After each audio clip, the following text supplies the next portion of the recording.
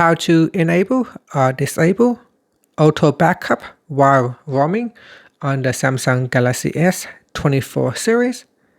First, tap on the home button to go back to the home screen.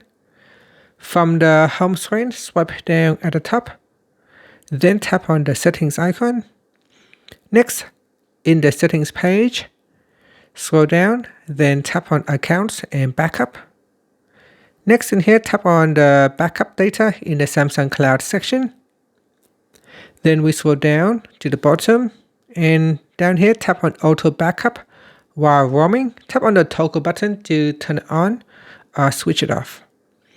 And it is recommended that you turn this off because backup can use up a lot of data, and while roaming it may use up all your mobile data and can cost you quite a lot of money. So switch it off if you don't need to turn it on.